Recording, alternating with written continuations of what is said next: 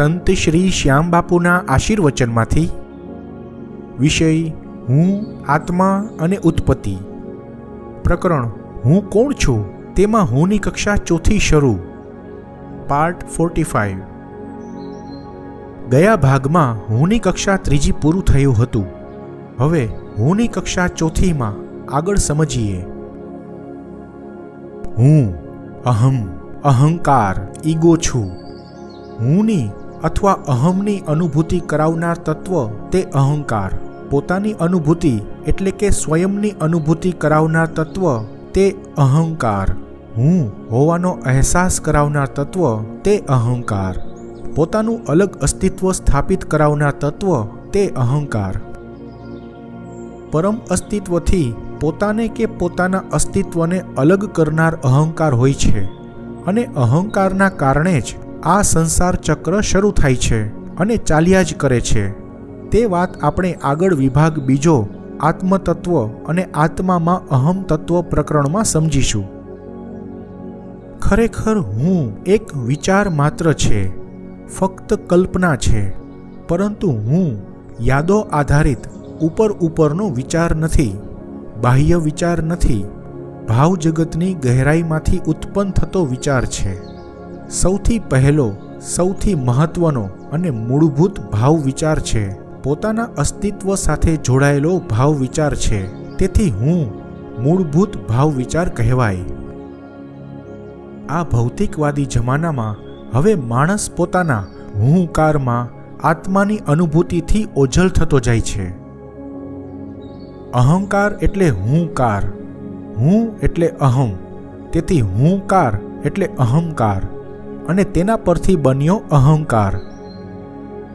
પોતાના અસ્તિત્વ સાથે જોડાયેલો મૂળભૂત ભાવ વિચાર હોવાથી અહંકાર ફક્ત એક અલંકાર નથી રહેતો, તત્વ બની જાય છે। અહમ તત્વ એટલે કે અહંત તત્વ બની જાય છે। આ ભૌતિક શરીર પંચ મહાભૂતનું બનેલું હોય છે, એટલે કે પાંચ તત્વ, આકાશ તત્વ, વાયુ તત્વ, અગ્નિ તત્વ, જલ તત્વ અને પૃથ્વી તત્વ। આ પાંચ તત્વો દ્વારા પાર્થિવ વૈદેહ ભૌતિક શરીરનું નિર્માણ થતું હોય છે અને જ્યારે તેની સાથે આત્મતત્વ કે આત્માનો સમન્વય થાય છે ત્યારે એક જીવંત અસ્તિત્વમાં આવે છે, એટલે કે જીવંત અસ્તિત્વ આકાર લે છે અને જીવનની પ્રક્રિયા નિરંતર ચાલતી રહે તે માટે તેમાં હુંકાર કે અહંકારનો ભાવ વિચાર પ્રવેશે છે। આ ચોથી કક્ષા અહંકારની કક્ષા બહુ જ અગત્યની છે, ખૂબ જ મહત્વ ધરાવે છે, કારણ કે અહંકાર જીવાત્માને પરમાત્માથી અલગ બનાવે છે। તેથી આ અહંકાર નામના સૂક્ષ્મ તત્વને સમજવું બહુ જરૂરી છે। માનવ શરીરની દ્રષ્ટિએ અહંકારનું સ્થાન આત્માથી એક કક્ષા પહેલા હોય છે અને માનસિક જગતમાં એક સ્તર પહેલા હોય છે, એટલે કે આત્મા સુધી પહોંચતા પહેલા અંતમાં અહંકારને પાર કરવો પડે છે, એટલે કે પોતાનું ભૌતિક અસ્તિત્વ અને આત્મા આ બંનેની વચ્ચે અહંકાર રહેલો હોય છે। તો આ અહંકારને જરા વ્યવસ્થિત રીતે સમજવાની કોશિશ કરીએ। અહીં આપણે મનુષ્યમાં રહેલા અહંકારની વાત કરીશું, કારણ કે અહંકાર બ્રહ્માંડની ઉત્પત્તિ માટે પણ કારણભૂત છે। પરમાત્માથી સૃષ્ટિ સુધીની તત્વોની શૃંખલામાં બહુ અગત્યનું સ્થાન ધરાવે છે। ત્યાં અહંકાર છે તે તત્વના રૂપમાં હોય છે, ભાવ વિચારના રૂપમાં નહીં। ત્યાં અહંત તત્વ હોય છે। તે અહંકાર કે અહંત તત્વની ઓળખ ત્યારે મેળવીશું। હું આત્મા અને ઉત્પત્તિ આ લેખમાળામાં વારંવાર અહંકારનો ઉલ્લેખ થતો રહે છે, તો અહંકારનું અતિ મહત્વ હોય તે સમજી શકાય છે। અત્યારે મનુષ્યમાં રહેલા અહંકાર વિશે જાણીએ। અહંત તત્વ વિશે આગળ વાત કરીશું। માનસિક જગતમાં આપણે અહંકારના બે પ્રકારો વિશે સમજ્યા હતા, તેને અહીં વ્યવસ્થિત રીતે સમજીએ। પહેલું, અસ્તિત્વથી ઉત્પન્ન થતો અહંકાર। ખરેખર તો એમ પણ કહી શકાય કે અહંકારથી જ અસ્તિત્વ ઉત્પન્ન થાય છે અને અહંકાર દ્વારા જ દરેક અસ્તિત્વનું પોતાનું અલગ અસ્તિત્વ બને છે અને પોતાના અસ્તિત્વનો સ્વીકાર થાય છે, એટલે કે અહંકાર દ્વારા પોતાના અસ્તિત્વની પ્રતીતિ થાય છે। પોતાને પોતાના હોવાપણાની અનુભૂતિ થાય છે. અહંકાર દ્વારા હુંનો અનુભવ થાય છે. જો અહંકાર ન હોય તો પોતાનું અલગ અસ્તિત્વ ન રહે.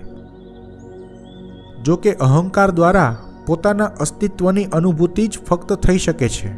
પોતાની સાચી ઓળખ નથી થઈ શકતી.